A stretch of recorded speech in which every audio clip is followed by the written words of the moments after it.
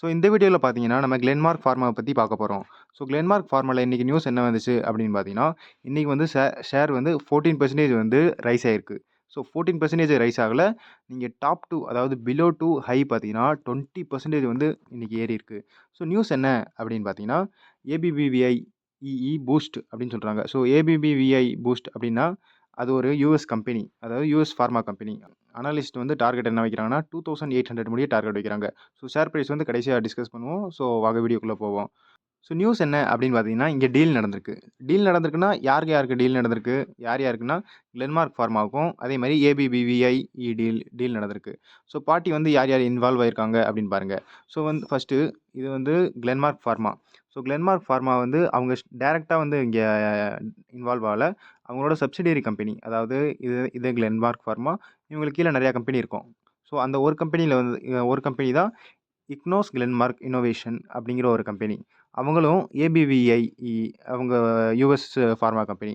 So ஏபிவிஐஇ அவங்களோட நீங்கள் அதாவது சின்னதாக சம்மரி என்ன அப்படின்னு தெரிஞ்சுக்கிட்டிங்கன்னா, அவங்களோட மார்க்கெட் கேப் வந்து யூஎஸில் அமெரிக்காவில் பார்த்தீங்கன்னா கிட்டத்தட்ட வந்து 28,00,000 கோடி வந்து மார்க்கெட் கேப்பு. ஸோ இந்தியாவிலேயும் மேக்ஸிமம் வந்து ரிலையன்ஸ் இண்டஸ்ட்ரீஸ்ட்டு தான் ஹையஸ்ட் மார்க்கெட் கேப் இருக்குது. அவங்களோட மார்க்கெட் கேப்பே வெறும் 20,00,000 கோடி தான். ஸோ அவங்க எவ்வளோ பெரிய கம்பெனி அப்படின்னு நீங்கள் பார்த்துக்கோங்க. அதாவது இந்த இதோட டிஃப்ரென்ஸை வச்சு. ஸோ அவங்க கொஞ்சம் பெரிய கம்பெனி தான். ஸோ இங்கே என்ன டீல் நடந்திருக்கு அப்படின்னு பார்த்தீங்கன்னா, ஐஎஸ்பி 2001 அப்படிங்கிற ஒரு ட்ரக்கு, அதை வச்சு தான் இங்கே டீல் நடந்திருக்கு. ஸோ இப்போ வந்து அது ஸ்டேஜ் 1ல் தான் இருக்குது. அதாவது இயர்லி ஃபேஸ் 1ல் தான் இருக்குது. ஸோ இங்கே டீல் எவ்வளோ நடந்திருக்கு அப்படின்னு பார்த்தீங்கன்னா, $700 மில்லியன் வந்து அவங்களுக்கு உடனே கிடைக்கும். யாருக்கு? கிளென்மார்க் ஃபார்மாவுக்கு. ஸோ டோட்டல் டீல் வேல்யூ எவ்வளோன்னா அப்ராக்சிமேட்டாக $2 பில்லியன். அதாவது இப்போ வந்து $83 $1 வந்து ₹83. ஸோ 83 இன்ட்டு 2 போட்டுக்கோங்க. ஸோ எவ்வளோ வருது? 16,600 கோடிக்கு வந்து இங்கே டீல் நடந்திருக்கு. ஸோ அடுத்து என்ன அப்படின்னு பார்த்தீங்கன்னா, ரைட்ஸ் இஷ்யூ கொடுத்துருக்காங்க. அதாவது ரைட்ஸ்னால் மார்க்கெட்டில் வந்து சேல் பண்ணிக்கலாம். யார்? அந்த யூஎஸ் கம்பெனி ஏபிவிஐ. ஒரு சில மார்க்கெட்டில் தான் சேல் பண்ண முடியும். மற்ற மார்க்கெட்டில் வந்து பார்த்தீங்கன்னா கிளென்மார்க் ஃபார்மா தான் வந்து சேல் பண்ணுவாங்க. ஸோ ஃபஸ்ட்டு வந்து பேசிக்லேருந்து பார்ப்போம். ஸோ பார்ட்டிஸ் வந்து யார் யார் இன்வால்வ் ஆயிருக்கா? லைசன்சி வந்து ஏபிவிஐ. இவங்க தான் வந்து லைசன்ஸ் வாங்குறாங்க. யார்கிட்ட வந்து பார்த்தீங்கன்னா கிளென்மார்க் ஃபார்மா. அவங்களோட சப்சிடியரி கம்பெனி இக்னோஸ் கிளென்மார்க் இன்னோவேஷன்ட்டு வாங்குறாங்க. பாருங்கள், wholly owned subsidiary of Glenmark pharmaceuticals. So இப்போ வந்து ஐஎஸ்பி 2001 அப்படின்னு சொல்கிறாங்க. அது என்ன அப்படின்னு பார்த்தீங்கன்னா, அது ஒரு கேன்சர் ட்ரக்குனா கேன்சரை ட்ரீட் பண்ணுறதுக்கு அது ஒரு மெடிசினு. ஸோ இது வந்து ஒரு ட்ரை ஸ்பெசிஃபிக் ஆன்டிபாடி அப்படின்னு சொல்கிறாங்க. அதாவது 3 டார்கெட்ஸை வந்து ஒரே இதாக வந்து கனெக்ட் பண்ணும்.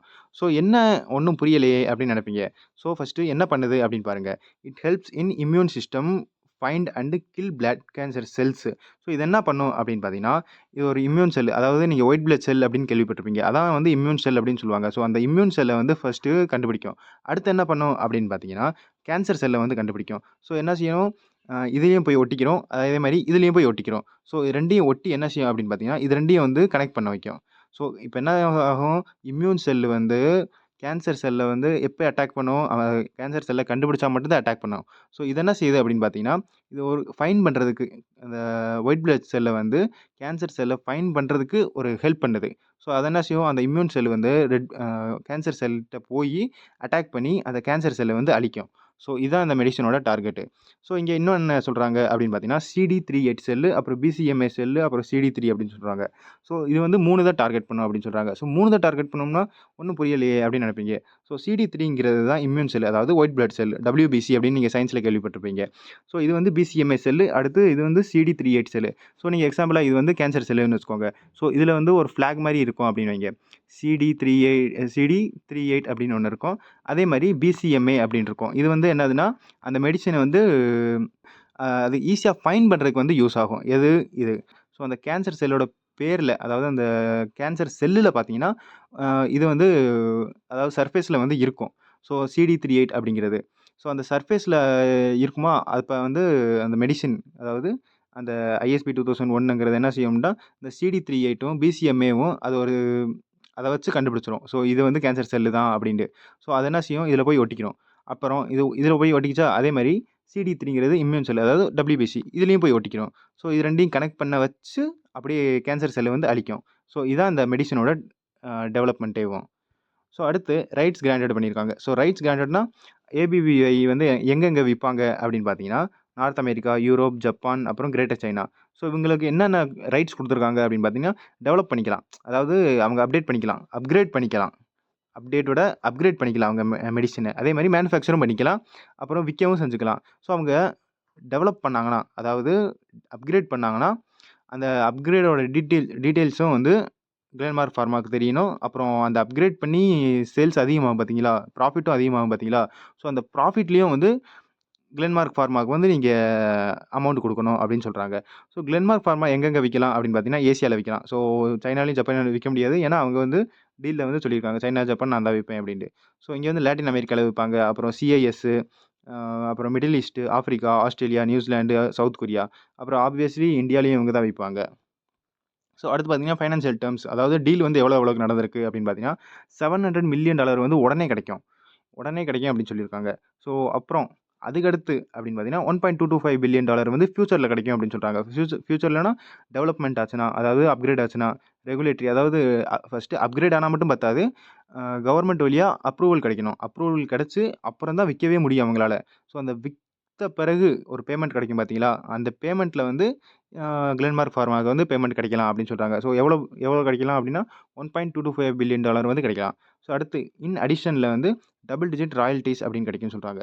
ஸோ ராயல்டீஸ்னா என்ன அப்படின்னு பார்த்தீங்கன்னா, அவங்க வந்து அந்த ட்ரக்ஸ் விக்கிறாங்க பார்த்தியா? ட்ரக்ஸ்னா அதான் மெடிசினு.